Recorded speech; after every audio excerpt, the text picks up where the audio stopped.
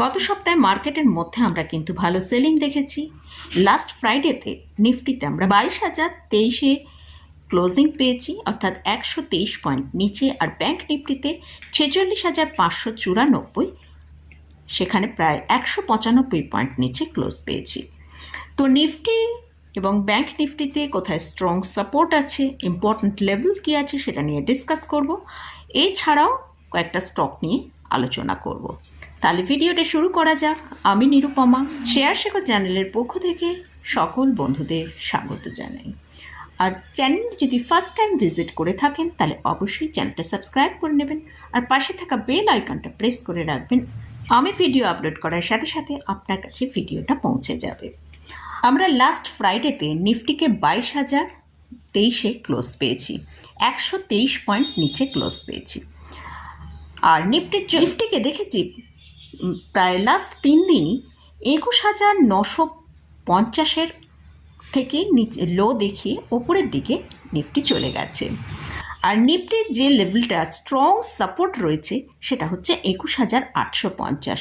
আমরা বিগত সপ্তাহে দেখেছি নিফটি কিন্তু বারবারই এই 21,850-কে রেসপেক্ট করে ওপরের দিকে গেছে।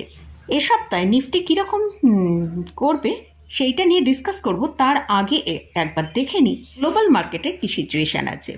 আমরা যদি লাস্ট ফ্রাইডেতে ডাউন জোনে দেখি, সেখানে 190 পয়েন্ট নিচে ক্লোজ হয়েছে। ন্যাসডাকে আমরা দেখছি 150 পয়েন্ট নিচে ক্লোজ হয়েছে। এবারে বিভিন্ন নিউজ কিন্তু এই সপ্তাহের জন্য রয়েছে। যেমন আমরা লাস্ট স্যাটারডেতে ইলেকশনের যে ডেট অ্যানাউন্স হয়েছে তার কি ইম্প্যাক্ট মার্কেটের মধ্যে পড়ে সেটাও দেখব। এছাড়াও এসবিআইয়ের ওপর যে সুপ্রিম কোর্টের যে নির্দেশ এসেছে সেইটার জন্য মার্কেটে তার ইম্প্যাক্টটা পড়ে সেটাও আমরা দেখতে পাবো। এছাড়াও ফেডের মিটিং আছে, তারও ইম্প্যাক্টটা আমরা কিন্তু মার্কেটের মধ্যে দেখতে পাবো। কামিং উইক কিন্তু খুবই একটা ইম্পর্ট্যান্ট উইক। এবারে আমরা দেখে নেব মানডে মার্কেটে কীরকম ওপেন হবে। যেহেতু আমরা ডাউন জোন, ন্যাসড্যাক সেখানে দেখলাম একটা নেগেটিভে ক্লোজিং পেয়েছি এবং বেশ ভালো একটা নেগেটিভে ক্লোজিং এসেছে। তো মর্নিংয়ে আমাদের যখন মানডে মার্কেট ওপেন হবে সেখানে কিন্তু আমরা একটা নেগেটিভই বলে আশা করা যায়। হয়তো এই 21,950-এর কাছে যদি আমরা ওপেন হয় সেক্ষেত্রে আমরা দেখতে হবে 21,850-কে রেসপেক্ট করে মার্কেট ওপরের দিকে যাচ্ছে কিনা। যদি 21,850-কে ব্রেক করে দেয় তাহলে কিন্তু নিফটি বেশ কিছুটা নিচে আসতে পারে, প্রায় 21,600-র কাছাকাছি চলে আসতে পারে। নিফটির জন্য যেটা ইম্পর্ট্যান্ট লেভেল সেটা হচ্ছে 21,950, আর যেটা স্ট্রং সাপোর্টের কাজ করছে সেটা হচ্ছে 21,850। নিফটি যদি এই 21,850-কে ব্রেক করে নিচের দিকে আসে তাহলে কিন্তু আমরা নিফটিতে 21,600 পর্যন্ত নিচে দেখতে পেতে পারি। আর নিফটি যদি ওপরের দিকে যায়, যদি নিফটি 22,050-কে বেশ ভালো করে সাস্টেন করতে পারে সেক্ষেত্রে কিন্তু ওপরের দিকে আমরা নিফটিকে 22,250 থেকে 22,300 পর্যন্ত ওপর দিকে যেতে দেখতে পারি। এটা গেল নিফটি নিয়ে আলোচনা করলাম। এবারে ব্যাংক নিফটি নিয়ে আলোচনা করছি। ব্যাংক নিফটিতে ক্লোজিং পেয়েছি 46,594। ব্যাংক নিফটি কিন্তু আমরা যেটা দেখলাম যে 46,300-কে ভালো রেসপেক্ট দিয়ে কিন্তু ব্যাংক নিফটি একটা ক্লোজিং দিয়েছে। তো ব্যাংক নিফটি যতক্ষণ 46,700-র ওপরে যখন মুভ করবে সেক্ষেত্রে আমরা 46,900 পর্যন্ত ওপরের দিকে যেতে পারি। আর যদি ব্যাংক নিফটি 46,300-কে ব্রেক করে নিচে আসে সেক্ষেত্রে আমরা 45,700 কাছে চলে আসতে পারি। তাই ব্যাংক নিফটির জন্য যে রেঞ্জটা সেটা হচ্ছে ওপরের দিকে 46,950 আর নিচের দিকে 45,900।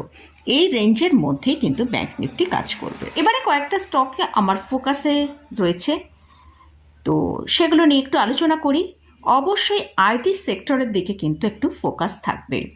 আইটি সেক্টরে যেমন উইপ্রোর জন্য উইপ্রোর আমাদের যে স্টপ লসটা মেনটেন করতে হবে সেটা হচ্ছে 500। এই উইপ্রোকে একটু নিচের দিকে দেখতে পাই এই 505 থেকে 510-এর কাছে, তাহলে একবার নেওয়া যেতে পারে। আর 550-টার টার্গেট রাখা যেতে পারে, তবে অবশ্যই এটা টার্গেটটার জন্য কিন্তু 2 থেকে 3 মাস ওয়েট করতে হবে, কারণ এই স্টকটা এখনও পর্যন্ত তার 50 এবং 200 ডিএমআর ওপরে চলছে। সেরকম আরেকটা রেলওয়ে স্টক, সেটা হচ্ছে ইরকন। ইরকন এখন আমরা দেখলাম বেশ অনেকটা নিচে এসেছে। ইরকনকে আমরা দেখছি 50 ডিএমআর নিচে একবার এসেছিল, কিন্তু এখন সেটা 50 ডিএমআর ওপরে এসেছে। তো সেই জন্য এখন ইরকনের কারেন্ট প্রাইস চলছে 218 টাকা।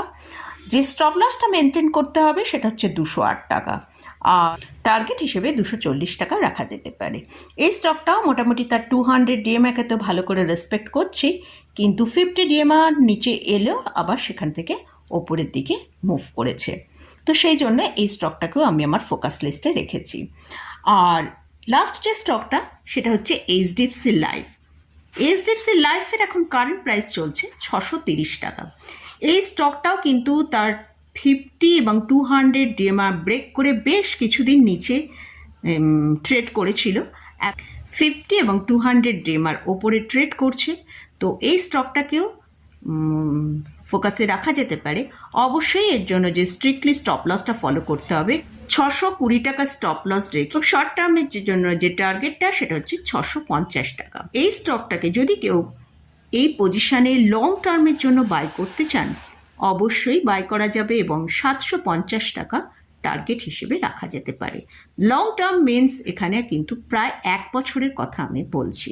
এই স্টকটা কিন্তু 750 টাকা টার্গেট দেখাতে পারে। তো মোটামুটি এই স্টকগুলো নিয়ে আলোচনা করলাম। এই স্টকগুলো শুধুমাত্র আমি আমার ফোকাসে রেখেছি, সেটাই আমি আপনাদের সাথে শেয়ার করলাম। আমি এখানে কোনো বাই রেকমেন্ডেশন করছি না।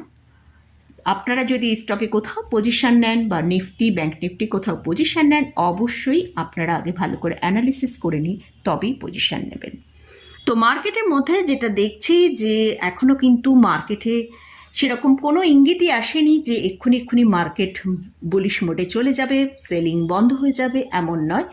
তো মার্কেটে এখান থেকে হয়তো যদি তার স্ট্রং যে সাপোর্টটা বললাম 21,850কে নিফটি ব্রেক করে নিচে আসে, সেক্ষেত্রে কিন্তু নিফটি আরও বেশ কিছুটা নিচে আসতে পারে, সেটা প্রায় 21,600। আর ব্যাংক নিফটির ক্ষেত্রে ব্যাংক নিফটি আমরা লাস্ট ফ্রাইডেতে দেখেছি ভালো জায়গায় আমরা ক্লোজিংটা পেয়েছি 46,500 ওপরে, কিন্তু আমাদের এ সপ্তাহে কিন্তু আমাদের ফোকাসে রাখতে হবে যে 46,300কে ব্রেক করে যদি ব্যাংক নিফটি ট্রেড করতে থাকে, তাহলে অবশ্যই ব্যাংক নিফটি আবার 45,900 কাছে চলে আসতে পারে। কারণ আমরা লাস্ট উইকে আমরা ফ্রাইডেতে মিড ক্যাপ স্মল ক্যাপে দেখেছি সেখানে একটু বাইং এসেছে। তো সেখান থেকে হয়তো আমাদের মনে হতে পারে মার্কেট হয়তো ওপরের দিকে এবারে মুভ করতে পারে, তবে আমার মনে হয় আমাদের আরও একটু অবজার্ভ করতে হবে। মার্কেট নিফটি এবং ব্যাংক নিফটিতে যেটা লেভেলটা বললাম সেটা একটু ফোকাসে রাখতে হবে। মোটামুটি আজকের মতন ভিডিওটা এখানেই শেষ করছি। ভিডিওটা যদি ভালো লাগে অবশ্যই লাইক করবেন, শেয়ার করবেন, সাবস্ক্রাইব করবেন। ধন্যবাদ।